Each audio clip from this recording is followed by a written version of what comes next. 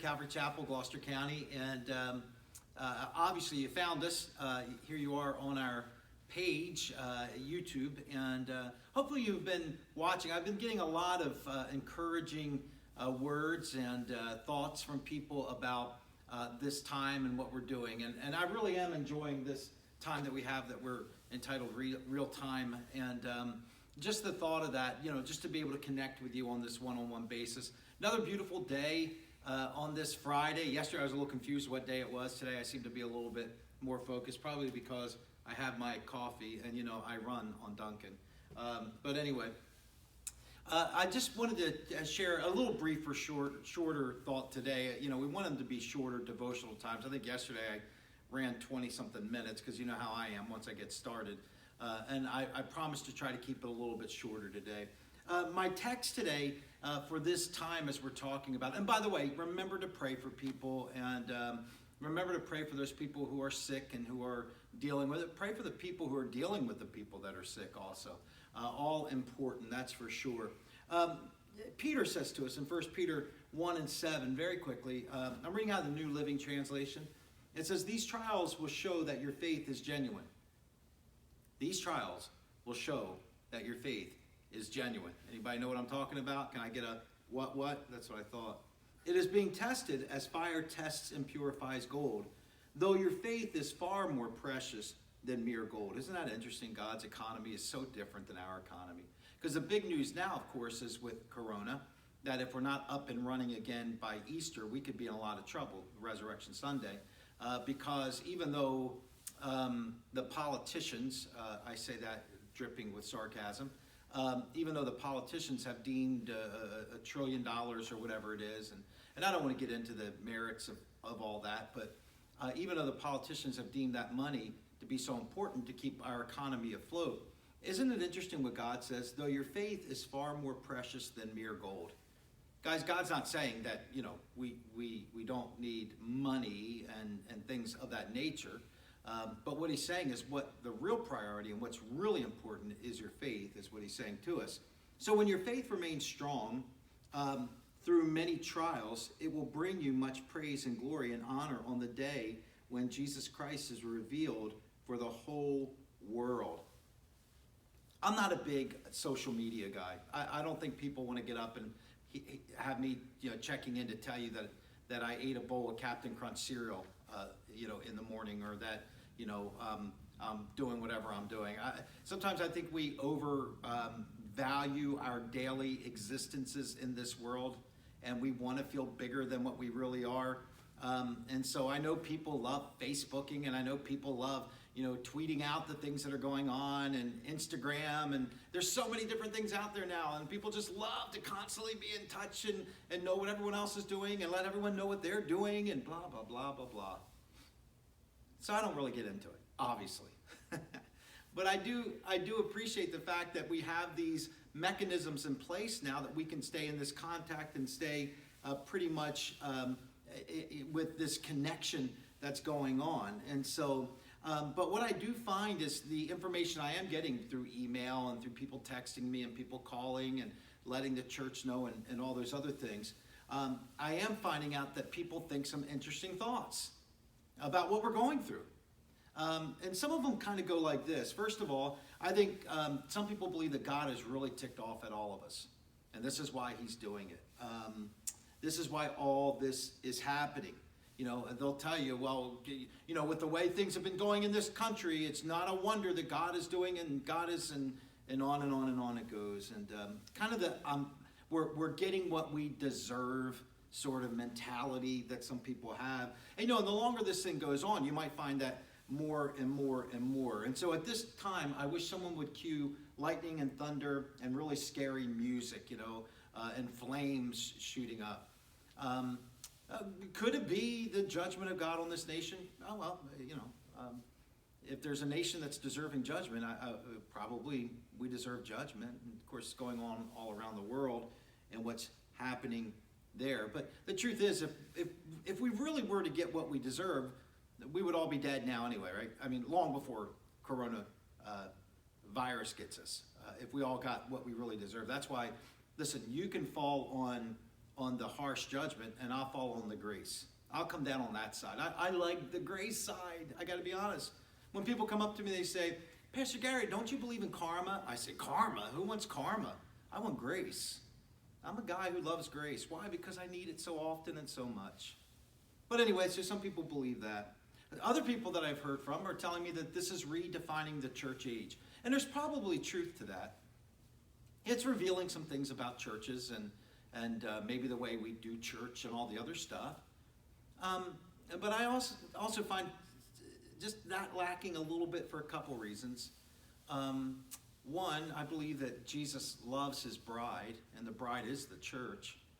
Two, I also believe that even though we say things like that, Jesus said that the gates of hell won't prevail against the church. Now, granted, this COVID-19 disease, the coronavirus, wasn't around when Jesus was here. So maybe Jesus doesn't know about it and didn't know that coronavirus was going to prevail against his church. Now, you and I both know that that's not true. The gates of hell aren't going to prevail against the church. This virus isn't going to prevail against this church. The church is not going to be wiped out. There will always be a remnant. Isn't that what God said to Elijah as Elijah came into the cave and was just undone and starting a whine and pity party? And God finally said, Elijah, I still have thousands who haven't bowed their knees to foreign gods. So get up and let's go. I think that's what we have to realize, that this is not going to wipe out the church in general. So I think that's important. Now, many, including myself, still trying to figure it all out. I mean, listen, no authority here, believe me. I don't put myself as an authority, and I don't like it when pastors try to present themselves as authorities and authorities try to present themselves as pastors. So I think it's probably important that we all kind of stay in the lane that we're in, right? Conspiracies, I've heard a lot of conspiracies, and some of them seem valid. Look, a conspiracy is nothing more than one person being involved in an event. That makes it a conspiracy. Is there something in a conspiracy? There could certainly be. Is it nature rebelling against mankind? Who would blame nature for rebelling against mankind, right? Is it those things, I mean, there's so much stuff being bandied about and talked about. But I think there's a byproduct of all of this that you and I as a believer need to focus on. I don't know if we need to get caught up in all the other issues, but there is one issue that you and I definitely need to get caught up in, and very quickly it's this one. How's your faith doing? Through all of this, how's your faith? Is it strong? Is your faith feeling robust? Or is your faith mediocre? Average? How about below average? Where's the faith, and what is the faith that you're holding on to right now? Remember, God told us that we will suffer trials. We will suffer tribulations. We will suffer hardships and these tests. We are going to suffer through them. We don't get away with it. Why would we think that we should get away with it? Because the byproduct of the testing makes us stronger in our faith. Why would we want to get away with it? This is why, James says in James chapter 1, and you guys know these verses, you read the Bible, and if you're on here and you don't read the Bible, let me enlighten you. Dear brothers and sisters, when troubles of any kind come your way, James chapter 1, by the way, consider it an opportunity for great joy. So when anything of this ilk, this nature, when stuff comes your way that's really trying and testing, he says, count it as an opportunity for great joy. Not be miserable and wonder if I'm going to have toilet paper. Not be miserable and wonder if they still have a chunky peanut butter left. No. He says, count it great joy. Why? And look, I make light of something, knowing that this is a serious matter. There's a lot of people laying in hospitals. There are people who've died. It's a serious matter. It's crushing our economy. It's a serious matter.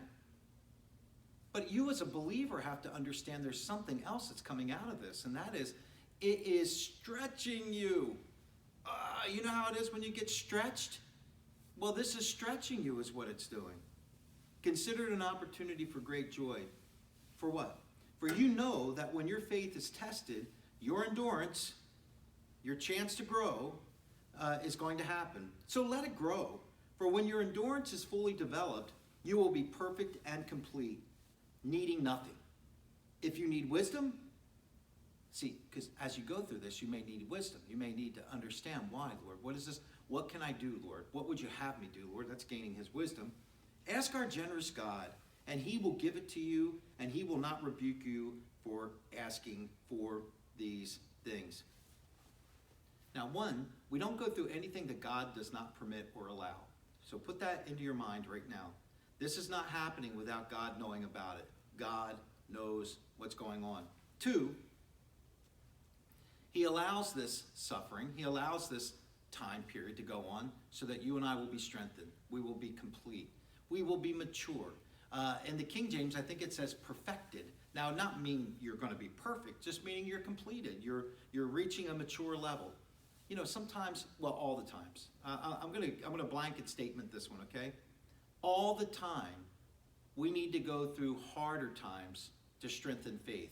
You don't strengthen faith when things are easy. There's an old Norwegian proverb that says something like this. No, it doesn't say that. There's an old Norwegian proverb that says something along this line. Smooth seas does not a skillful sailor make. See, when everything is smooth, you don't grow. You don't become more proficient and efficient in what it is you should know. It's when you're going through tough times that you start to realize you can stand up. Now, understand this also. God tells us in the book of Hebrews that without faith, it's impossible to please him. So if you're going through trials right now and hardships, and it's strengthening your faith, do you think that is pleasing to God? Of course it is. See, God's not as concerned and consumed about you being happy in this circumstance. God's more into the fact that you're going to grow and become more like his son Jesus in this circumstance. You know why you're going through these hardships? Because God has appointed you to do that. I like what Jim Cymbala says, Brooklyn Tabernacle, you know, the choir up there and everything. Listen to what he says. Peter is saying that God is the one controlling the heat. So the trial you're going through right now, God's got control of the heat of it. But remember this, Cymbala says, there are nail prints in the refiner's hands. It's not punishment. The Lord loves us so much and treasures our faith in him so much that from time to time, he puts us in situations that not only prove our faith genuine, but also it gets rid of the junk that may have gotten in. Hey guys, think about it. The one controlling the heat loves you so much, and he proved it because he's got the nail scars. So he's strengthening your faith, and he's helping you get rid of the junk that's in your life. I'd love to hear the stories and the testimonies, and we will, because when we fill this room back up and we all get together again, you're going to share testimonies, and you're going to say, wow, this is what I learned going through that time period. And you're going to have a testimony. Guys, God's in control. God's allowing these trials to come your way because he wants you to be strengthened in your faith. And God also is burning away stuff in your life that needs to be burned away. You're going to find you can streamline. You're going to find that the stuff that you used to hold and that you found to be important in your life, boom, gone. I'm hoping that dads are finding that time with their families is the most important thing to them again, outside of their faith, of course. I'm hoping that moms are falling in love with the dads again. I'm hoping that people are finding something through this that God is teaching them that's really strengthening them and purifying them. Last thought, and it's outside of our devotional thought. You really need to pray for the leadership of this country. You really need to pray for those people that have to make decisions. And guys, this country needs to get back to work. It really does. Now, I'm not saying that people are just taking off to take off, but we need to pray that this gets alleviated, that this virus gets eradicated, and we need to be praying for that. We are a country that needs to work. We are a people that needs to work. God reminds us so often, work, it's important. That's what we need to do. So pray that things get to the place where people can go back to work and do the things that they've been created and given the talents and the abilities to do. That's not a political message for either side of the aisle, because if you know me, I don't really find a whole lot of sense on either side of the aisles. The only kingdom that I want to serve is his kingdom, Jesus Christ. So guys, be blessed. Be encouraged today. Find a way you can assist. Find a way you can encourage. Find a way you can help someone in the midst of this. Hey, why not go out and be Jesus? And on top of it, be blessed today.